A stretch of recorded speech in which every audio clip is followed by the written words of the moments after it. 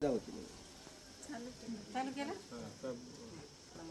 नमस्कार, मी अर्चना मडेवाड बोलते.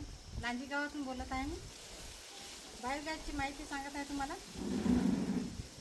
या बायोगॅस आहे की ना आपल्या घरी स्वयंपाक पण बनवता येते आपल्याला, आणि त्याच्यानंतर आपल्याला आहे की नाही याच्यावर भाजीपाला पण खूप छान घेता येते.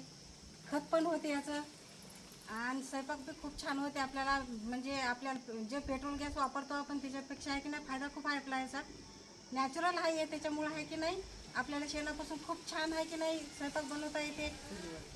आणि त्या आपल्या पेट्रोल गॅसपेक्षा आहे की ना खाणं आपल्याला पौष्टिक भेटते त्याचं. आणि याच्यावर जे भाजीपाला पिकवून आपण याचं पाणी जे वापरेल ना भाजीपाल्याला, तर ते पाणी आहे की ना आपल्याला म्हणजे आपल्या आरोग्यासाठी खूप लाभदायक आहे. याची माहिती म्हणजे खूप छान आहे. हे वापरावं सगळ्यांना, सगळ्याच्या घरी व्हावं अशी माझी इच्छा आहे. बरं, मला सांगा आता तुम्ही याला गॅस म्हणजे तुम्ही आता शेण किती वेळ टाकता याच्यामध्ये? याच्यात मी 2 टोपले शेण टाकतो. बरं, किती दिवसाला टाकावं लागते?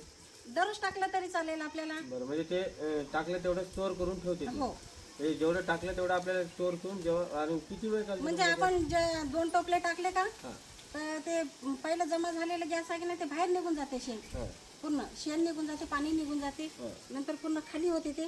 आणि हे आपण नंतर टाकलं की ते भरून जाते, मग त्याचा गॅस तयार. जेवढं आपल्या वापरानुसार त्याला शेण वापरायचं. ते जेवढं आपण शेण वापरेल तेवढं आपल्याला गॅस वापरलं, तेवढं आपण शेण वापरायचं. म्हणजे आपल्या कुटुंबानुसार लागते ते शेण. हां हां, बरं. आता मला सांगा हे किती खाली खोल किती आहे? हे 2.5 फूट खोल आहे. 2.5 फूट म्हणजे हाफ डग आहे. वर 1 फूट आहे, खाली 2 फूट आहे. खाली 2 फूट. बरं, आणि याच्यामध्ये आता पाणी किती लागतं याला?